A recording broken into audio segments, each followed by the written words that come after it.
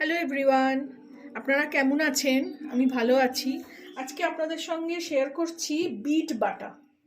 দেখুন, একটু বিট নিয়েছি, 4টে কাঁচা লঙ্কা, 4টে মতন রসুন, 4-5টা ছোট ছোট। বিট বিট রসুনটা আমি সবসময় বলি না, রসুন আমি অ্যাভয়েড করি, রসুন বেশি আমার ভালো লাগে না। তো আমি আগে বিটটা একটু থেতো করে নিচ্ছি। আমার না মিক্সিটা আসলে একটু খারাপ হয়েছে, সেই জন্য আমি একটু শিলনোড়ায় চেষ্টা করছি। মা কাকিমাদের ঠাকুমাদের ব্যাপারকার তখনকার শিলনোড়া, তো শিলনোড়ায় বাটলে এমনি সব জিনিসের স্বাদ বেশি।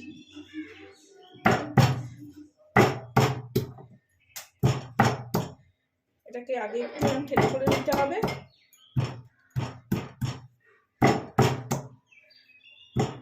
তারপরে একদম শুকনো করে বাটবো।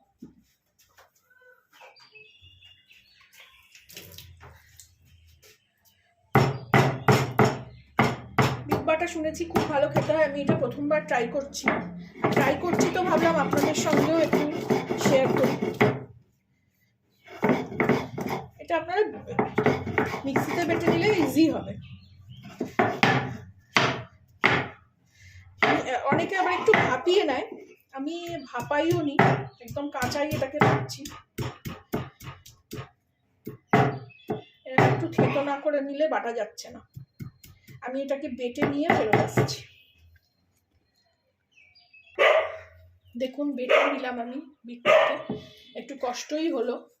আপনারা একটু ভাপিয়ে নিয়েও বাটলেও হবে, কিন্তু ভাপিয়ে নিয়ে এই কারণে বাটলাম না কি, জলটা নষ্ট হবে, আর সেরকম ভাবে জল দিতে হবে। হাতটা দেখুন একদম লাল হয়ে গেছে। এইভাবে কাঁচা লঙ্কা, রসুন আর আদা দিয়ে বেটে নিলাম, মিহি বাটা হয়েছে। দুবার বাটলাম, একটু কষ্ট হলো, খেতে গেলে একটু কষ্ট করা যায়। খেতে ভালোবাসি, সব রকম ট্রাই করতে ভালো লাগে। এবার আমি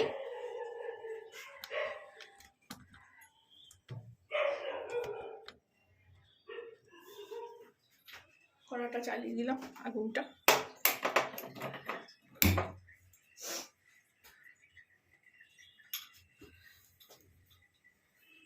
কড়াটা গরম করে ফেরত আসছি। কড়াটা গরম হয়নি, এখনো জল আছে। কড়াটা গরম করে নিয়ে ফেরত আসছি। কড়া গরম হয়ে গেছে, এবার আমি এতে সর্ষের তেল দিয়ে দেবো।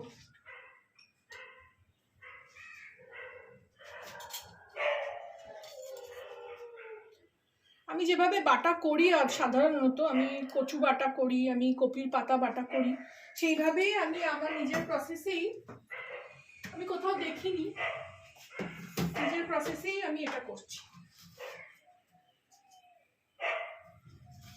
আপনারাও এভাবে করবেন, আশা করি ভালোই হবে। কালো জিরে ফোড়ন দিয়ে দিলাম।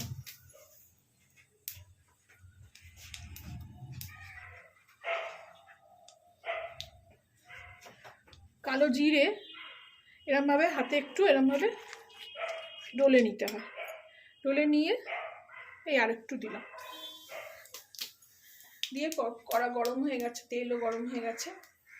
এবার আমি এতে বিট বাটাটা দিয়ে দিলাম।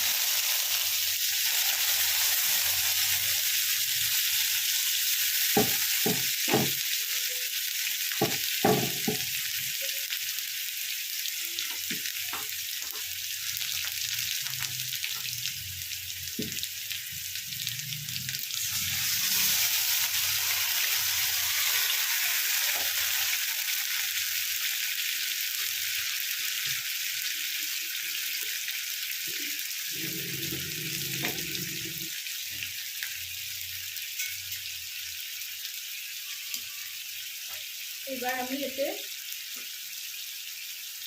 সামান্য হলুদ,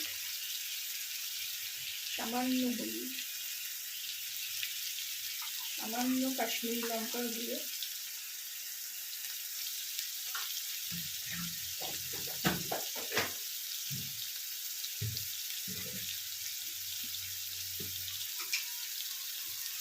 স্বাদ অনুযায়ী একটু চিনি, দুটোই দেবো, কারণ এগুলো একটু ঝাল ঝাল খেতে বেশি ভালো লাগে। জানি না কাঁচা লঙ্কা কতটা ঝাল, কাঁচা লঙ্কা সবসময় অত ঝাল হচ্ছে না।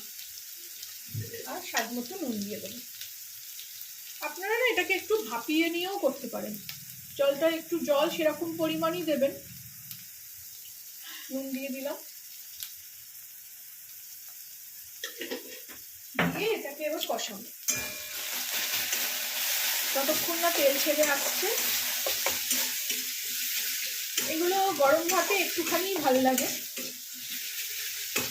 আমরা তো দুজন, আমার তো ছেলে এখানে থাকে না। এভাবে আমি কষিয়ে নেব, কষিয়ে নিয়ে ফেরত আসছি। দেখুন বেশ খানিকটা শুকিয়ে গেল, কড়াও ছেড়ে দিচ্ছে।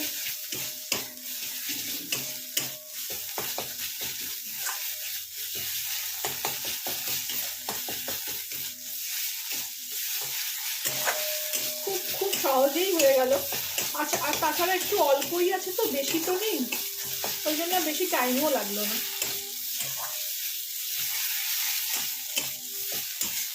অলরেডি কড়া ছেড়ে দিচ্ছে। আপনারাও এইভাবে বানিয়ে খাবেন, আমাকে জানাবেন কেমন লাগলো।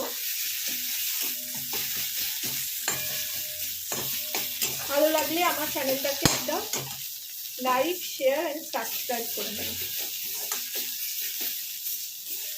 এটা আমি এবারে আপনি দিয়ে বাটিতে তুলে নেব।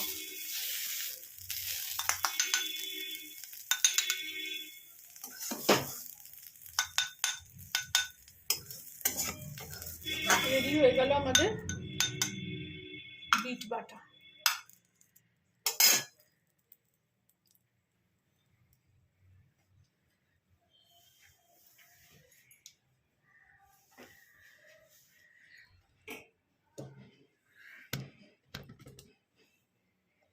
বোঝা যাচ্ছে? সুন্দর রংটা এলো, আর সাদা বাটিতে খুব সুন্দর লাগছে।